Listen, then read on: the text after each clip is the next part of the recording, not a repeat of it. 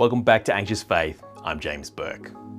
Now, self-harm is something that has come up a few times in our podcast in various people's stories before, and it's a confronting topic, especially if you haven't had any experience with it or know someone who has. But self-harm is an important topic to look at, since it's not a struggle that Christians are immune from, so we want to try and understand what it's like and how we can better support people who might be dealing with it. So, today we're chatting with Gabby Wilkinson, who shares about her journey with depression, which led not just to a single instance of self-harm, but an addiction to it. She helps us understand what she's learned about self-harm, why she did it, and how she worked to beat the addiction. Gabby has an inspiring story of how God has been with her even in the darkest moments, and how the story of God's faithfulness to the Israelites who wandered in the desert encourages her and gives her strength. From the very outset, just a word of warning to be wise with how and where you listen to this episode.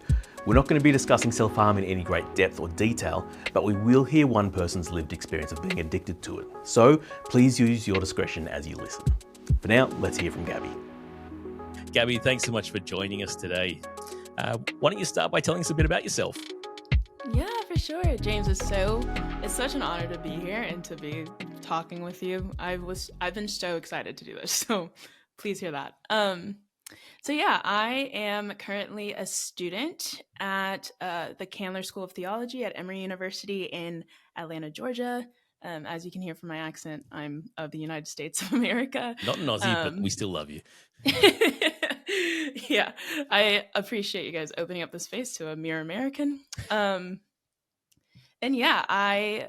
hopes and dreams and what I am looking to do after I graduate, which I graduate in May, is to continue to work in this field that integrates faith in Christianity and mental illness and mental health and all those things, and just try to make this integration something a little more beautiful and a little more peaceful and something it's a little more, I think, accurate to how God wants us to live out our faith through our mental illness and understand mental illness. Because I just don't know if we've been doing an awesome job for however long the church has been established. And I want to keep doing the good things and I want to start doing better things. So that's amazing. Yeah, and like, as you can tell, such a kindred spirit with us at Anxious Faith and what we're trying to do. And I love that, we are hearing these stories from different people of how God has redeemed their own experiences, because, other guests that we've had before, like Maddie, like myself, Gabby's had her own experience with mental health. Gabby, you happy to talk us through kind of what your mental health journey has been like? Yeah. So it's been kind of a long journey, and I'll keep it sort of brief, but sort of not. Authentic to the story and the experience, but also no need to give you a day-by-day clip of what went on back in the day. Yep. So the onset of my mental health challenges started really in high school. Really, really started sophomore year, but was consistent and continuous more like junior year. And the onset of it, of how it started, was my sophomore year. There was a lot of compounding factors in my life that was just really, really painful. And that, I was grieving. Someone I was really close to died. I was going through a best friend breakup, which is hard in general, but also very hard as a 14-year-old girl. Yeah. And just different things with school and figuring out my calling. There was just a lot going on. And I remember there was this one night where I was in my room and I was just sobbing. I was just having a mental breakdown. I was journaling. I was praying to God. And I flashed back to this scene from the show called Degrassi, which was just all about like high school drama and experience, which I actually wasn't allowed to watch. We would go to my friend's house and watch it without my mom knowing. So it's even weirder that this is such an integral part of my story. But we all did that when we were teenagers, right? Yeah. It was just kind of comforting that I wasn't a bad kid. It was just curiosity. But I flashed back to the scene that was in one of the episodes, and this is literally the only thing I remember from the show. It was this guy and this girl sitting on the rooftop of the school because they were just being angsty, I guess, and skipping class. And the guy was touching the girl's wrist and felt these rubber bands on her wrist. And he was like, "What are the rubber bands for?" And she said something along the lines of, "They keep me from hurting myself." And I remember I turned to my friend who was watching it with me, I was like, what does she mean by that? Like, she's hurting herself. And my friend was like, she's emo. She cuts herself, which also emo. That shows you like how old this was. Not an okay thing to say.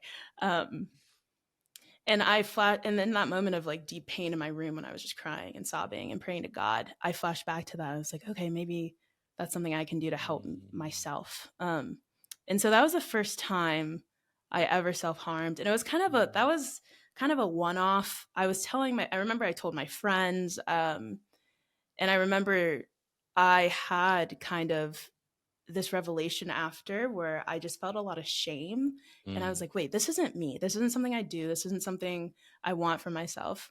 And so I didn't do it again for about a year. And then there isn't anything that really happened, which is why I think this is when my clinical depression really started. It wasn't so circumstantial or situational. Yep. And I just went into a deep depression. I was just your basic symptoms of it. Just didn't enjoy things I used to love. Yep. I was so tired all the time, deeply sad, but also just really deeply uncomfortable. Like it never felt like I was meant to be somewhere, but also felt like there were so many different places I needed to be. There was lack of a space for me, or lack of place of belonging for me, that I think a lot of depression sufferers experience. And so, I was just experiencing this deep depression. I wasn't talking to anyone about it because I really didn't have the language. I didn't grow up in a space, Christian wise or school wise or family wise, that really talked about mental health. And so I couldn't even name what was going on. I was so confused. And I started cutting again because I just kind of remembered from that one night. And after that first time, I was just hooked. I was absolutely addicted. What I know now is as an addiction, but I was obsessed with it. I remember moments where I would be at a retreat and I would be taking notes while listening to the speaker. I remember it was almost like I blacked out, but I remember looking down and there were just drawings of scissors in the margins of my journal.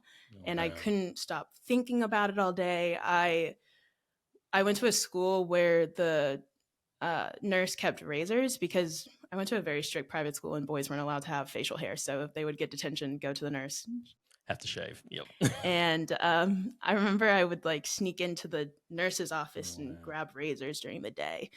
And it was even just the comfort of having it with me. And so it was just this obsession with self-harming and with cutting specifically that went on for about 6 months. And I didn't tell anyone, partly because I just didn't know what was going on. And the only real word in my head for it was I'm emo, which was like not the right word at all.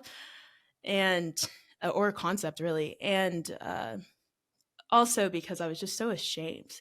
Like there was something in me that felt like I was so wrong for doing this and it was so bad, but because it was inherently an obsession and an addiction, I just like couldn't stop. And I also didn't want to stop, which was also part of it.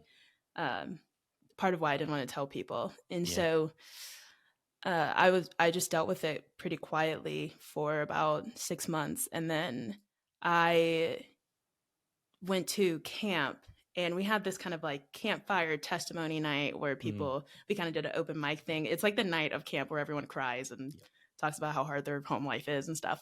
And there was an open mic moment, and with our director kind of just being like, if you feel like God's leading you to say anything, just come up and say it.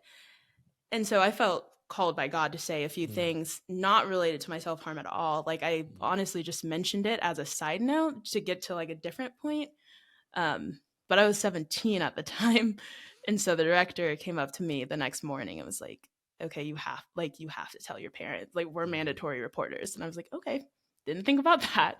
And so I went home that night because I had driven myself to the camp. So my parents weren't even going to come. And so I went home that night and had to tell them, and the camp called and everything. It was like a movie. And so that's how it all even came out at all, which was good. It needed to come out and my parents needed to know, but it honestly, I think looking back kind of compounded the pain a little bit because it also just wasn't on my time. Like it felt like the choice was taken from me as a teenager, which it needed to be. So not to say anything about mandatory reporters or anything like that. But Well, that's it. The adults in your life stepped in when they needed to, which was a really good thing.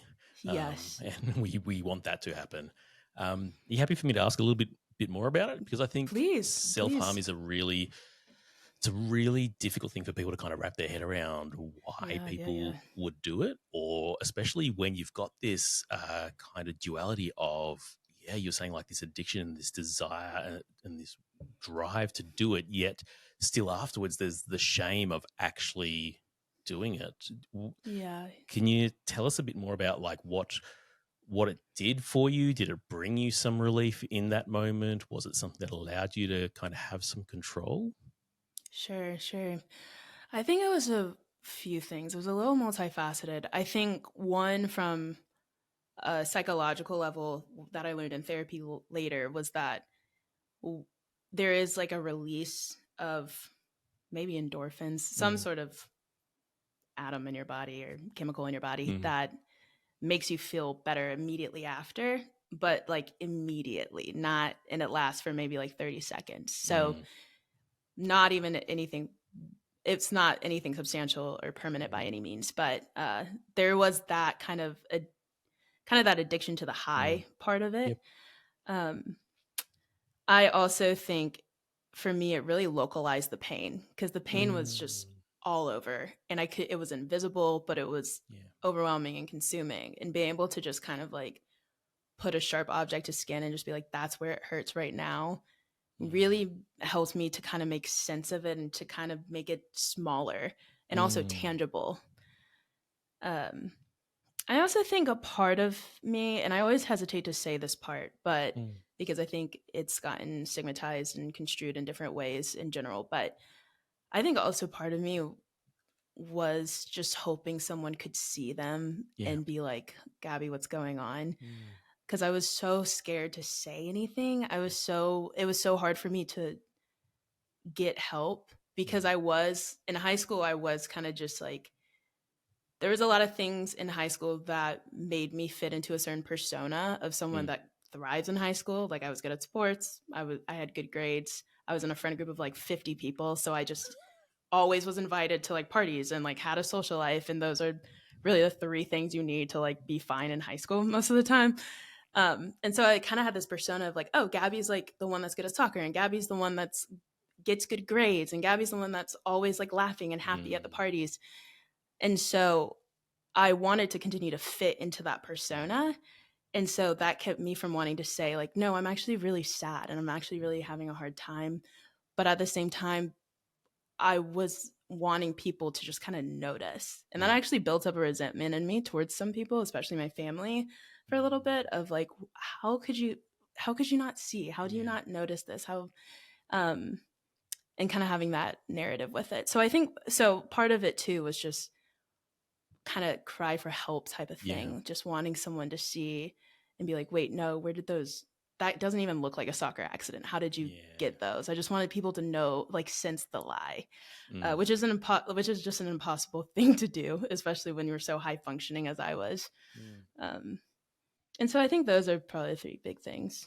Yeah. Yeah. But I mean, it totally makes sense. It's such a hard thing to try and come out and say to someone. Like, Yeah, talking about your own mental health for the first time, or for a facet of it for the first time, is such a huge thing that, that's why people struggle so much. Starting their journey of healing or therapy or recovery or whatever it is, because that first step is the biggest. That actually having to name it and say it for what it is yeah, huge. So yeah, I can understand that desire to. If someone else can notice it, that starts the process for me, and I don't have to make that step. I think that yeah. plays out in so many different ways in our lives. You talked about a bit Yeah. of resentment towards your family and how could they not see this? How did they, not just with the self harm, but your mental health in general? How did that play out in a family environment for you? Yeah, it was a little tough with my parents at first. They're amazing parents, so Mm. loving. But something I had to learn in therapy is that a lot of their response to it came out of fear. It was just a Yeah. fear Okay. response.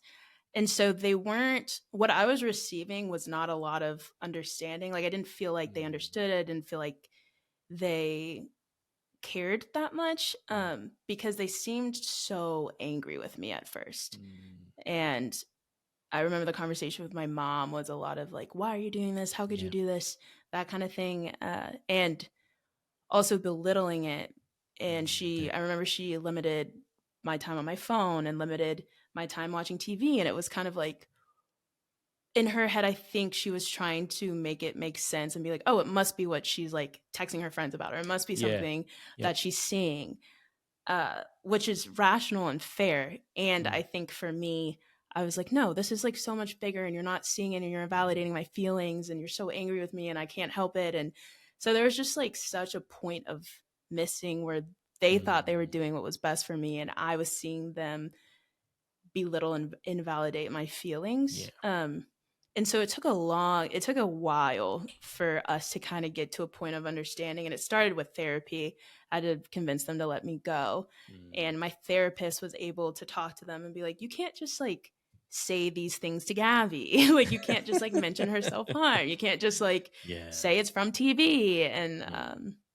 which makes me realize it's really important to educate people on what's going on and what depression really is and what self-harm really is. And my parents just didn't have that understanding based on because Mm. of their upbringing. And then I have an older sister, and she just didn't deal with mental health challenges in the same way I did. So uh, yeah, it was tough because I was also a teenager, so I also wasn't looking at my parents as people who make mistakes. I was looking at them as like these, like your parents, like they're supposed to know everything and they're supposed to do Mhm. everything right, and they were doing so many things so wrong in my head, Mm. that it built up this resentment, but also this like sadness and disappointment that we had to work through for a few months for sure. Reaction, or you felt like the reaction from your parents wasn't the best. But you started to having to see someone and see a counselor about that. Did that start to help things? Yeah, that helped. That helped a lot. I think the number one way that seeing a therapist helped was she named it and said, Mm. like, oh, this is depression. And I think this isn't everyone's experience, but I think for me personally, part of why I also didn't tell people was because I genuinely thought maybe I was just being dramatic. Like, I Mm. kind of thought that maybe everyone deals with this and I'm just dealing with it really poorly. And that felt really embarrassing to Mm. me as someone who cares about being like performing at a certain level and meeting people's expectations. The thought that maybe I was just doing something not as well as other people was something that really, really frightened me Yeah. and made me silent. And so being able to talk to someone and have someone, one, give me a term that is depression, and then also say depression isn't just being really sad. Like, Mm. it's a multifaceted thing. There's so many symptoms, there's so many ways that it illustrates itself within a person. I think that helped a lot and really validated my experience and almost gave me some form of credibility, almost, of like, okay, Mm. this is a real thing that I'm going through, and there's something Yeah. actually wrong, but in a very like comforting way. Like, I couldn't have done life differently. Like, there was nothing I did wrong to lead to this. Yep. There's nothing I'm doing wrong now type of situation. And I think also she was the one who used the word addiction and Mm. obsession when it came to my self harm. Because that also just genuinely scared me that I was so compelled towards this thing that hurt me Mm. so much. And that I didn't really see or hear about other people being compelled by and being addicted to or drawn to.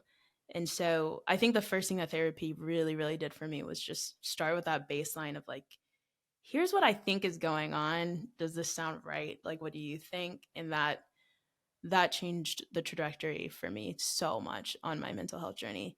Um, and then, as I'm just a very practical person, and so also therapy gave me skills and Mm. gave me like things to do when genuinely I start having an urge. It gave me terms, it gave me skills, it gave me tips on how to, one term is like urge surf, how to just like Mm. let it ride. You don't have to do anything about it. It's Mm. just something that comes and goes, and like understanding that. And uh, yeah, just having something like tangible and practical really helped me and my brain and how I function. And I think also just having someone that I knew I could just vent to about anything once a week and there was no sort of consequence for, and who was just had to like sit down and listen to me. Hmm.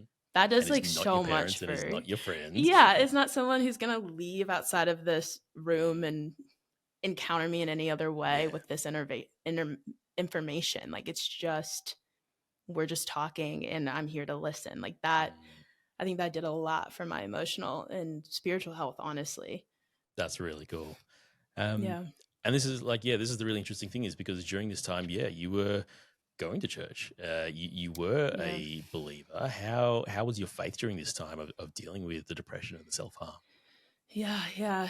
It was very complicated. Mm. I think I mean I touched on this a little bit before as well, but in my Christian context, mental health was not Mm. something we talked about. We didn't have words for it. I remember I went to this conference and one of the that was sponsored by our church, and one of our speakers was talking about how she had to drop out of high school because she was dealing with anxiety, and her anxiety got so bad she had to go into an inpatient facility. Mm. And I remember just sitting there and being like, what is that word she keeps saying? Like, I have never heard of anxiety. I didn't Wow. even know how to spell it. I was like, what is this Wow. word? Um, and I just didn't ask anyone because other people seemed to just be enjoying Yeah. the talk. So I kind of was like, okay, I mean, that sucks that she dropped out of high school, but I don't know what this is. Mm. Um, so one, there's that context of just Mm. not a thing, even kind of like we talked about maybe stress and we maybe talked about school. And Matthew 6 was referenced of like the birds and the Mm. lilies and being clothed and not worrying about tomorrow because today has enough worries of its own. Um, but there was never any talk or any testimony about anything relating to mental health as far as I Mm. can remember. And so it was something that was very, very separated in my head. That there Mm. was this thing I was going through where I was really depressed and I was self harming, and then there was the church. Yeah. I would never bring them together. I would leave my box of just baggage Mm. outside the church doors, go in for the service, come out, pick it back up, and Yeah. go on with the rest of my life. So, Mm. in that way, the church didn't play a role at all, Mm. which was really, really hard and awful. But with that, I felt like I was experiencing this God that was so distant and so Mm. away from me. And I remember in those nights when my urges were really, really bad and I was going through depressive episodes, I would just be sobbing, like Mm. praying, just like, God, where are you? Are you even Mm. looking at me? Do you see me? Like, why are you so distant? And so it was both this experiencing of an absent God, but also I can look back and look like and see that I still had this understanding that God was listening. Like I was still praying and I was still showing up at church, and Mm. um I was still longing for God's presence. So it was like a weird form of my faith that I was like, I know God still listens and like hears me, but also like, where are you, God? Where'd you Mm. go? Why aren't you with me now? Um, and so my faith was crippling, and it was also Mm. hard because I was very much, as I talked about the persona part, um, part of that persona was like I was so associated with Jesus. My Mm. friends knew me as Gabby who loves Jesus and goes to church and wears the cross necklace and goes to camp and does retreats Yep. on the weekends Yeah. and can't sleep over Saturday because she has church in the morning. And so that was very much a part of my identity in every single way. So it was also like, okay, I'm people think I'm the strong Christian, but I'm also like crying at night because where's God? But also I'm still praying to God. It was just a lot of cognitive dissonance going on with me and my brain and my mental health and my faith. Yeah. And that's such a hard place to be in. Mm-hmm. Like you say, it's because you feel abandoned and feel Yeah. like that God has left. And so what am I supposed to do? What led you out of that? Because, you talked in your intro about how, you're studying a Master's of Divinity and wanting to work in a space that integrates faith and mental health. So I'm guessing at some point that began to change for you. Yeah, yeah. It definitely did. Um, it's kind of this one moment actually where I was in Barcelona with my family for 2 weeks, and This was probably a month and a half after the camp directors made me tell my parents, Oh and wow. things were still very rocky between me and my parents. I thought they didn't understand me. They were belittling my feelings. They thought that this thing I was going through was small and Mm. was kind of upset with me.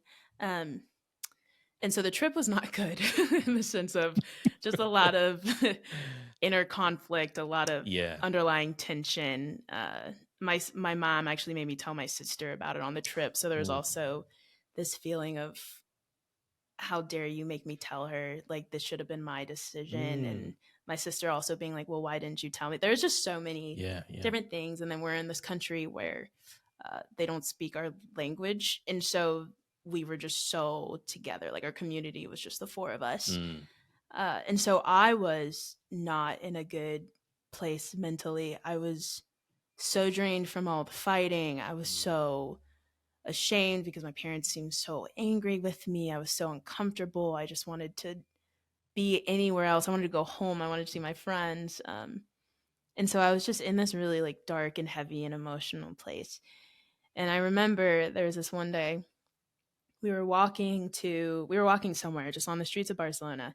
And I was walking a couple steps behind my family because I was just being a sulky teenage girl. And I remember that we were genuinely in the city, and so there were no trees really anywhere, no sense of nature. And I remember while I was walking, I was like looking at my feet, and then all of a sudden I saw this tree just pop like just Mm. in front of me. I was like, where did this tree come from? This tree. And I remember looking at the tree, and to this day, I don't know what could have made these markings, but Mm.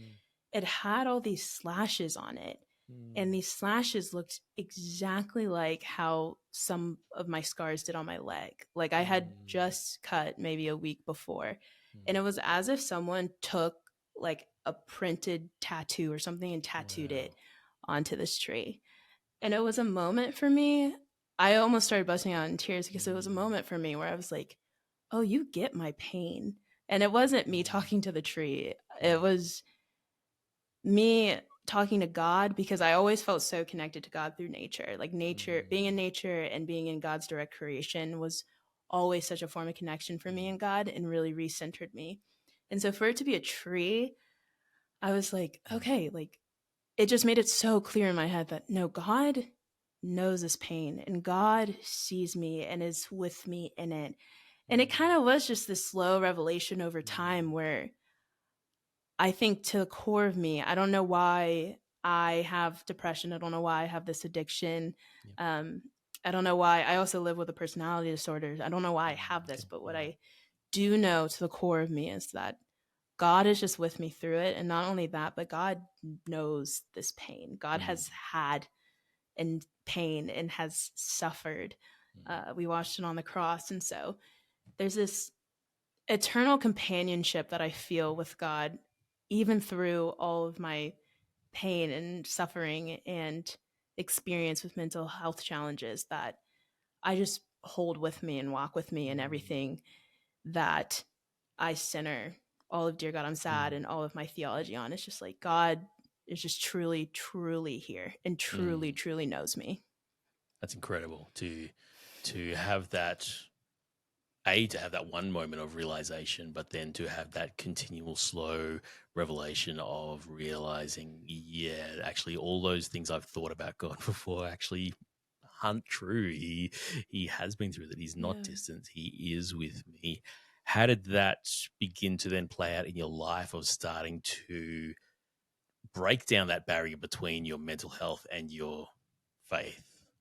Yeah. Yeah. So it honestly started kind of this journey that I still am on Mm. to integrate these two Yeah. worlds of I don't have to leave my box outside the church before I Yeah. go Yeah. inside. I can take my box with me. I can take these scars and these thoughts and what's going Mm. on in my heart into the place that God dwells, and it be okay and it not be a shameful thing. And I think for a while, something that had developed in my head before I kind of had this understanding that these two worlds can be integrated was that my mental health challenges didn't have anything to do with my spirituality. Mm. Like I thought that that was solely scientific and biological, and it was just these chemicals in my brain. And so I could only go to these like secular things to help it.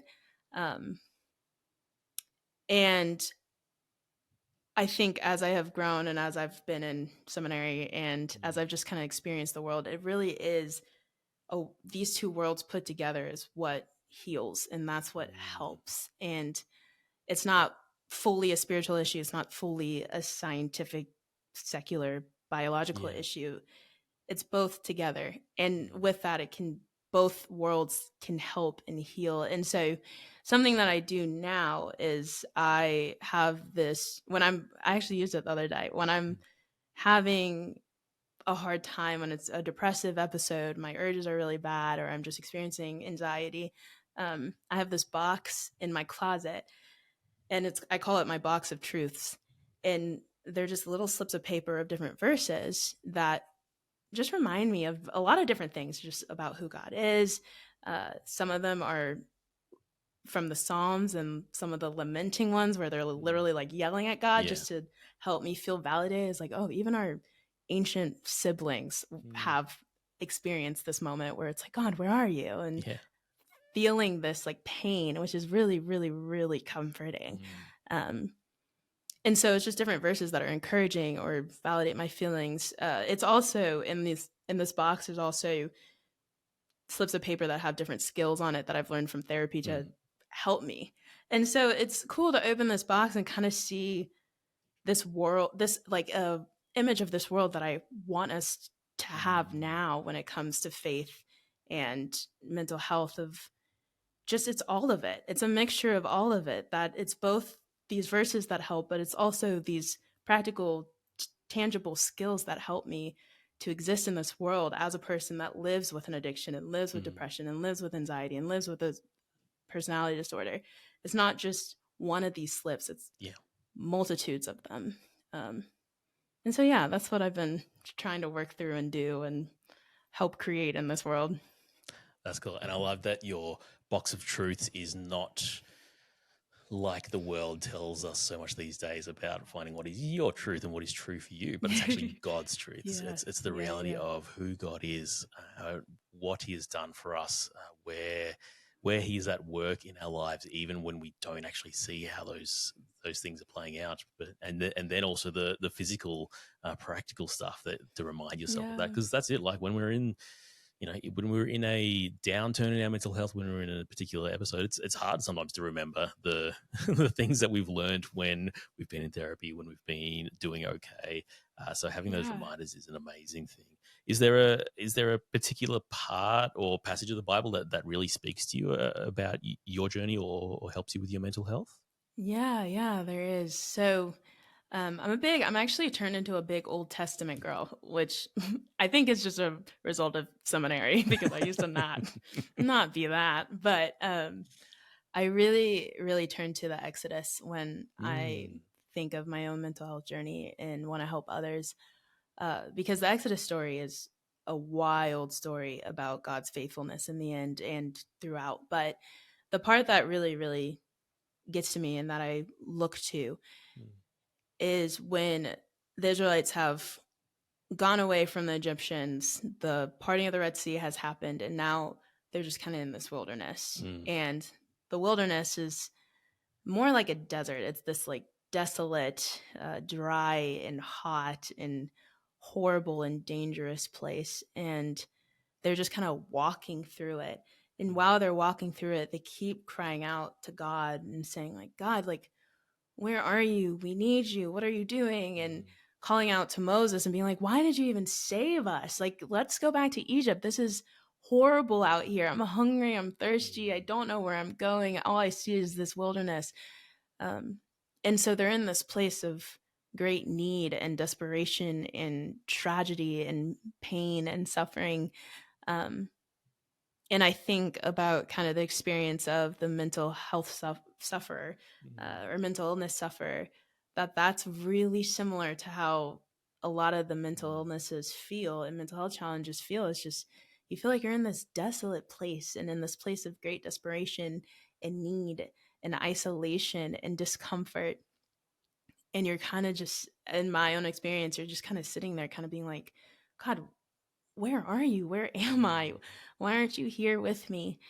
Um, but as we read the story on, God does show up. God leads the people as a pillar of fire at night to keep them warm and to lead them through the darkness, and then a pillar of cloud during the day to keep them cool and to lead them through this desert place. And I think that it really, that whole story really validates and images the experience of the Christian who suffers with a mental, and not Christian, who suffers with a mental health challenge, that God is in it with you. God was in the desert with them, was in the wilderness with them, and was leading them to the promised land. And maybe our promised land isn't always a place of milk and honey and paradise. Maybe our promised land is just our bed that day, or maybe just walking outside, or something that is full and that helps heal and helps us feel better. But at the end of the day, God is with us and is leading us to the next place, and sees us and knows our suffering, and also provides. They got food, they got water out of thin air, really. And so, but that also doesn't change the fact that they are in a wilderness, that they are in this hard place. God doesn't erase that from the story. God doesn't erase that from their experience. God doesn't erase that from the Bible, that at the end of the day, they were still in this really hard and horrible place. But what does happen is that God intervenes, and God is there in this hard and horrible place with them. And so when we suffer, God is also in this really hard and horrible place with us.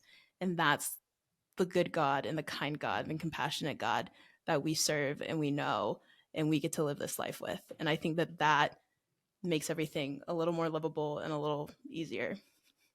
Definitely. I love that image, or that whole concept. No one that we've interviewed before has just said that Exodus is one of the passages or parts of the Bible that really encourages them. But I love that, and I think one of the things I take from it is that God shows up and he doesn't then miraculously whisk them away and take them out of their suffering.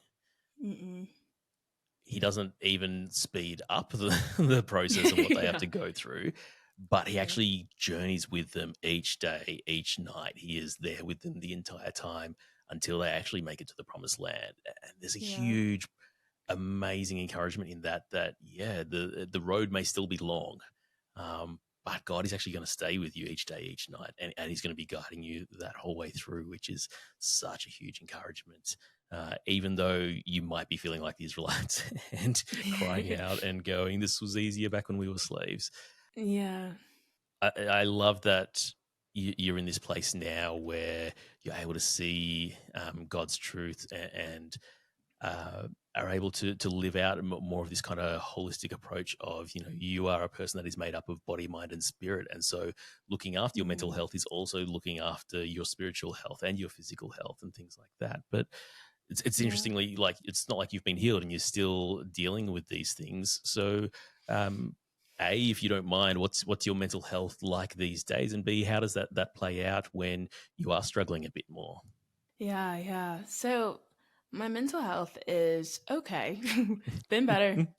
Has been worse. Yep. The other day I actually had an anxiety attack at on campus right before one of my classes. And because when that happens, when my mental health like really crashes like that, my urges go up really high.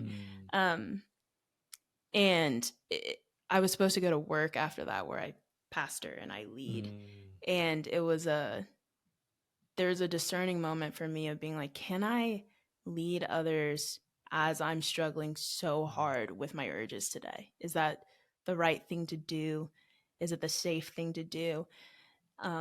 And I kind of had to come to a resolution of like, no, today is just really bad and I can't. And luckily I have a team and I have space to be able to do that, of like have other people kind of pick up when I miss. But I say that to say that through that whole day, I am, in retrospect and in the moment, I am so grateful to be able to look at a situation and be like, that was an anxiety attack and my urges were really high. What do I do next? And that is not something I could have done Yeah. 2 years ago, really. Um, and that is, I think that that's the Holy Spirit working within me to help discern and to help guide me and to help be able to look at a situation and be like, that was hard and that sucks. And we move forward. We keep it Yeah. pushing, and validate my experience and my feelings in that moment. So that was my long way of saying my mental health is okay. But uh, every time something like that happens, I do have kind of this supernatural piece around it of like, Mm. thank you, God. Like, thank you Mm. that I have gotten to this place. And thank you Yeah. for letting me get past those urges or that anxiety attack. It sucked. Not happy that I went through it, but Mm. I know you're with me through it.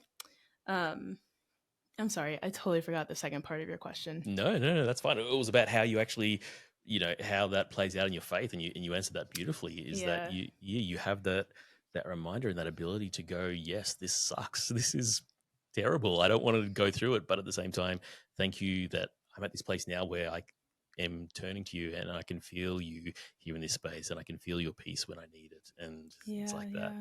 yeah. That's really super encouraging.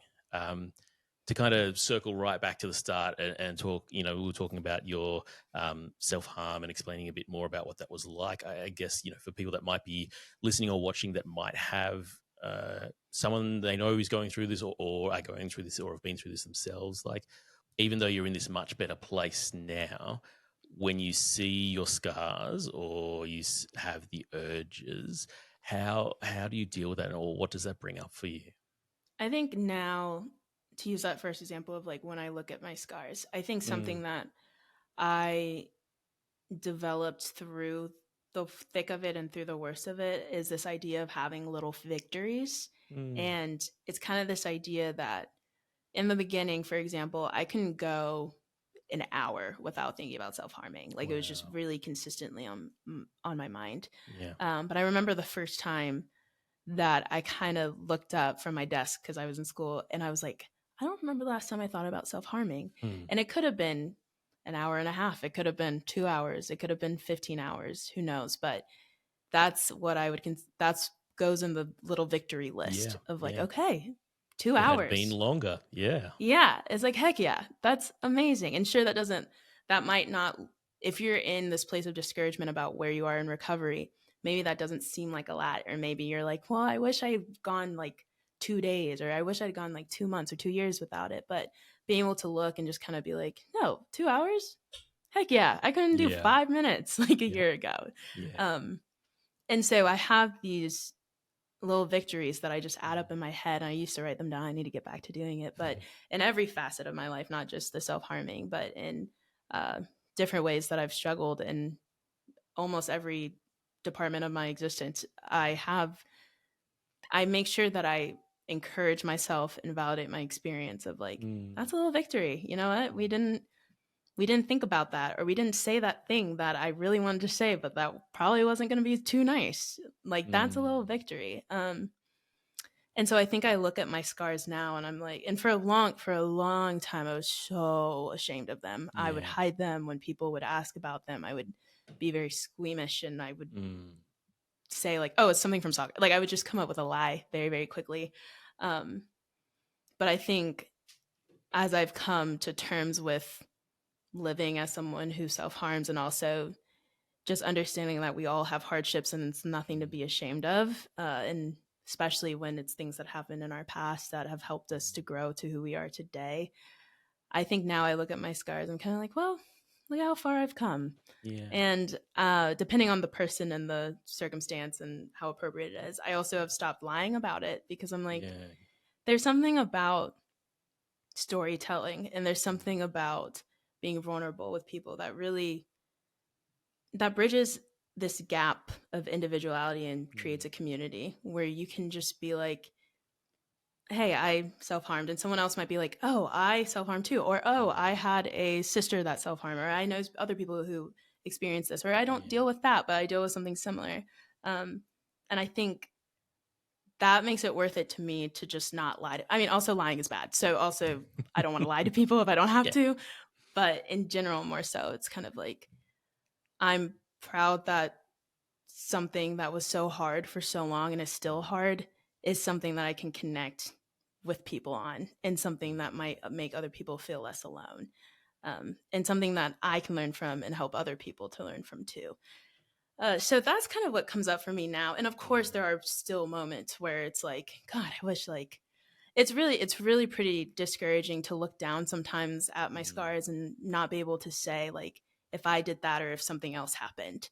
mm, Um, and that was something that took a while for me to get over. And I wouldn't say I'm over it now because yeah, sometimes people do ask, and I'm just like, I genuinely, that could be my own hand, that could have been a dog mm, or a scrape or something. I don't really mm, know. And so it's still hard. And that's not to say that I'm over the hill or I will ever be over the hill. mm, But I think being able to still acknowledge, like, I've come far. Today's a little victory is yeah. the thing that comes up for me more. No, that's amazing. And I love how, yeah, being more open about it, and obviously, as you say, in the right space and right context, and if that's all right for Yeah. those people. But one of the things that always sits in my mind every time, almost every interaction I have when I'm thinking about not just mental health, thinking about how I talk about my faith, how I talk about my family, how I talk about the things I think about, is that vulnerability breeds vulnerability. Um, Yeah. Yeah. we By being vulnerable, we give people that permission to actually go, oh, okay, I can actually share as well.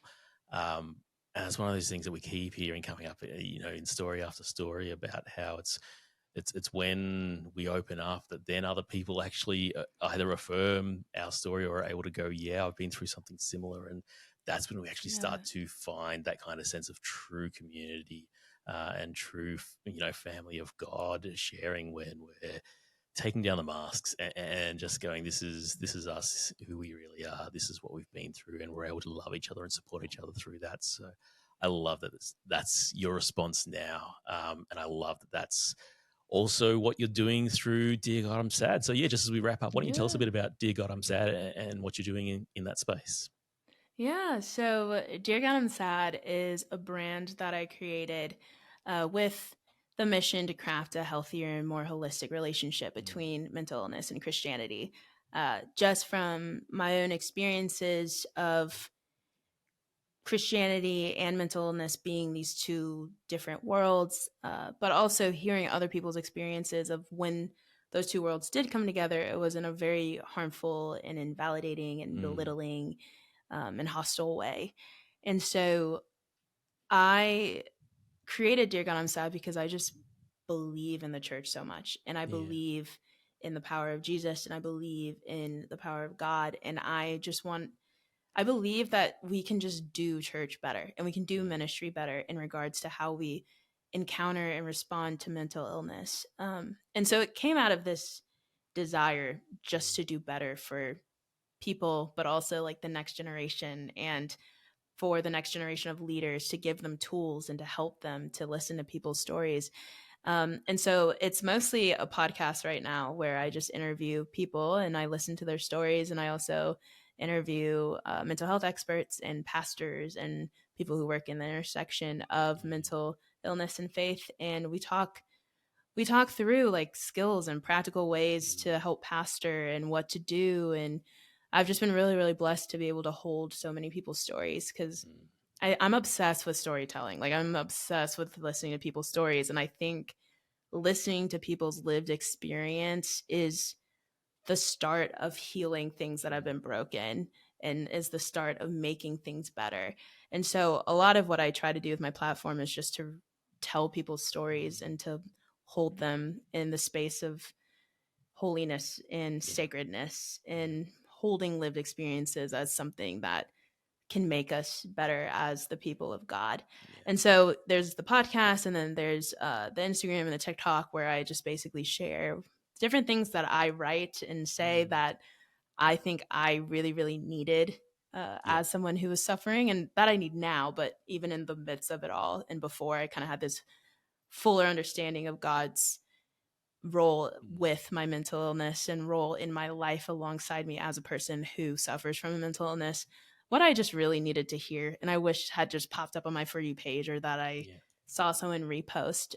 So it's a lot of my writings as well as just people listening to me talk. And so it's been good. My goal, the end goal, would be for it to become something bigger and something that I can base my career off of. Mm, I'm hoping to it could turn into like curriculum sets and Yeah, wow. something that resources churches and stuff. So just trying to dream big about it, but it's just trying to make things better because I believe they can be better, and I believe they should be better. That's it. And that's what we believe as well, which is why we love chatting with you. We love having Yeah. you on the podcast. Gabby, thanks so much for chatting with us, sharing with us, and sharing so openly and beautifully as well about your story. Like you say, I love storytelling just as much as you do, it seems like. I love sitting and listening to people's stories and never hold that lightly. You know, the ability we get to see then of how that impacts someone else is just an amazing blessing and an amazing privilege to be in. Gabby, we wish you all the best, and praying for you with Dear God, I'm Sad. Thank you so much for sharing your story with us today. We'll have links in the description and in the show notes of how people can find Gabby's stuff online. If you want to listen to her podcast, if you want to follow her on Instagram, on TikTok. Gabby, thanks so much for joining us today. No, thank you guys. This has been such a blessing, and I love everything you guys do. So this is a dream come true, truly. If you want to hear more from Gabby, you can find the links to Dear God, I'm Sad in the description below. Gabby's also graciously recorded a short video for people who might be wondering how they can support or help people who might be struggling with self-harm. So please also check that out via the link below. Now, if this episode has brought up anything difficult for you, which it might have, please reach out to someone for help. That could be a friend, a family member, your doctor, pastor, or if you're not sure who to turn to in Australia and New Zealand, there's a list on our website of organisations that can help us. That link is in the description as well. If you want to learn more about how you can help support someone in your life who may deal with mental illness, or you're just walking your own journey and aren't sure about how your faith fits into it, you can head to our website, anxiousfaith.org, and find out that we are more than just a podcast. There are blogs, resources, and more content being added all the time.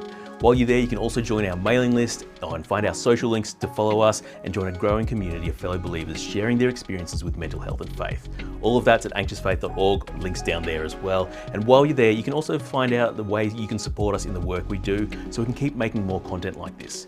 If you're in a position to give financially, we'd be incredibly grateful, but we also welcome support in any other way you can give it. So please pray for us. Keep spreading the news about Anxious Faith in your circles and engaging with our community on socials. All of it makes a huge difference. Anxious Faith is a part of our Daily Bread ministries, and together we're committed to seeing how the Bible can transform lives as people are drawn closer to Jesus. So if you want a way to go deeper into the passages of the Bible, why not check out our new series Abide, which looks at the passage in the Our Daily Bread devotional each Monday, and together we discover new ways to read the Bible and dwell in it more. The link's in the description, or you can search for the Our Daily Bread Australia YouTube channel. Thanks for watching. We'll see you next episode.